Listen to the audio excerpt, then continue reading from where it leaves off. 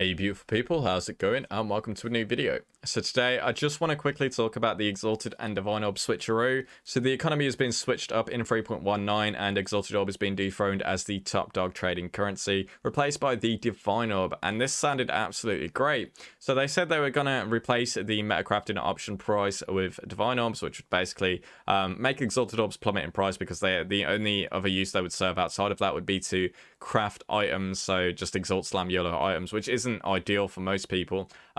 This is what they said about it. So they said, out of these two currency items, we would actually prefer the Divine Orb effect to be rarer, so that unique items with good rolls matter more, and so that players can exalt craft their items more frequently. So people aren't really going to exalt craft their items anyway, and even if they wanted to, they could already use Eldritch currency for the most part, unless you have an influence item, of course, or a synthesis item, I guess. But yeah, because of this, Exalted Orbs are going to be about 20 to maybe 30 C if you're lucky. And this sounded great up until the point where they announced that they were removing the Divine Orb recipe. So they decided to change the Divine Orb recipe where you sell a 6 link to a vendor and get a Divine Orb into sell a 6 link to a vendor and get 20 fusings, which is absolute trash because the 6 link is 1,500 fusings anyway. So it's just a terrible trade. But yeah, this is really bad now because Divine Orbs are going to be super scarce in the community. Before, obviously, we had many Magic finders, many endgame players doing endgame content with Beyond and corrupted monsters drop.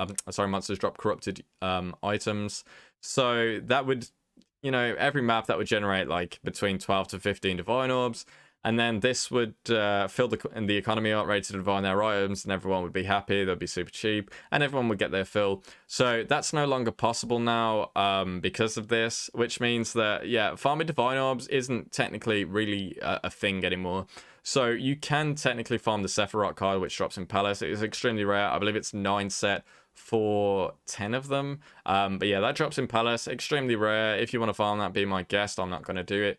There are no shards, so you cannot get them from Harbingers anymore. You can't get them from, I don't know what I said anymore. You can't get them from Harbingers at all. You can't get them from Harbinger chests in Heist or anything like that. And there is no recipe. So this means that you're pretty much playing on RNG or you're farming the Divination card in Palace. There is an alternate option, and this is actually probably the best option, unfortunately, which a lot of people aren't going to like. This is going to be Heist. So if you take a Heist trinket, 1% chaos to Divine Orb, you are going to have a significantly higher chance to get a Divine Orb than any other mechanic in the game. So just bear in mind, if you really want to farm Divine Orbs, do that. Just do that. That trinket is going to be super expensive though, I guarantee it. So now the issue is, now that Divine Orbs are so scarce, obviously Divine Orbs are a huge money sink now because they have meta crafting, which people are going to want to craft mirror tier items with, but then they're also going to be people that want to, make their gear good. So this is going to, unfortunately, raise the Divine Orb price to any price higher than Exalted Orbs have been in the past. I guarantee it. These Divine Orbs are going to be over 200 chaos if I had to guess in the next league, which is unfortunate.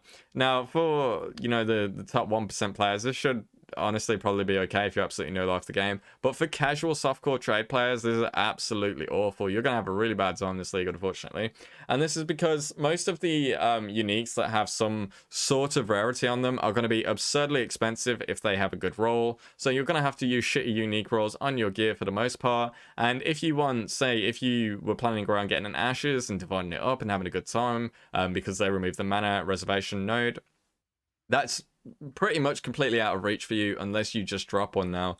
So let's use ashes as an example. So last league there were 45 exalted orbs and a max rolled one would be about 50 exalted orbs, so it's about a 10-11% increase in the price. That's usually what it was. Nowadays, if you want a max rolled one, the odds of getting a max rolled one with all the variables taken into account, I believe, is 1 in 121. So it would take 121 divine orbs on average to hit the max roll, unless you were super lucky. Which means that technically, if you want to get one, it's going to cost you about 200 chaos per attempt to divine it yourself, or you'll have to just buy it at an elevated price. And because of the sheer amount of divine orbs that it would take to hit that, it's now going to be probably triple to quadruple the price for a max one, unfortunately, of an already inexpensive item. So this is absolutely just stupid. It's just stupid, man. Let's just face it, this is just stupid. Yeah, it's okay. Maybe. I don't know. No, it's terrible. I don't know. I'm trying to justify it in my head, but I can't think of a way that this is good. Maybe I'm missing something. But yeah, they also basically killed Forbidden Shaco with this. So Flicker Strike Shaco is effectively dead unless you get super lucky. So they say they've, tried to offset these changes. So we've increased the drop rate of Forbidden Shaco. So Forbidden Shaco drops from Oshabi, for example. The odds of getting the Shaco that you want are about 1 in 500. So you would have to get 500 drops on average from Oshabi to potentially get your 35 Ice Bite, which is just not feasible. People don't have the time to do that. People don't want to do that. People would rather just not play the game. So this is unfortunate. Venter's Gamble is another example as well. Now, Venter's Gamble is actually an exception because cards like Venter's Gamble, items like Venter's Gamble have divination cards, and divination cards are going to be a really, really efficient way to get well-rolled uniques in this league. So just bear that in mind. If you get cards like the Risk, or let's say you are playing an attribute stack and you want an Astromentus, buy the Polymath card and trade that in. It's just going to be way cheaper to try and get a max rolled item that way than it is any other way. You're not going to drop one, chances are. This will be the most efficient way to do it. So those are the tips that I've got for you. When it comes to rare items, it doesn't really matter because you've still got Harvest, and I believe the Harvest rerolls are still in the game. So yeah, that should be absolutely fine. But outside of that, yeah, I'm not a big fan of this change. I believe a lot of people are going to realize this when they get to it. I haven't seen many people react to it the way that I did, so maybe I'm overreacting, but yeah, let me know what you guys think anyway. It's more of a discussion type video. Also, the video in the background, this is my league starter. I have an in-depth guide coming for this, and yeah, SST Bleed is back, and it's going to be pretty strong in 3.19 as a league starter. So if you want to see that, I'll drop it later today or tomorrow, so hit that sub button, and I will catch you guys tomorrow or later today. Take care. Before I go, big shout out to my King Patreon supporters, Sen, Malta, Kane, Nifty, and Azar. You guys are awesome. Thank you so much for the support. I'll catch you next time.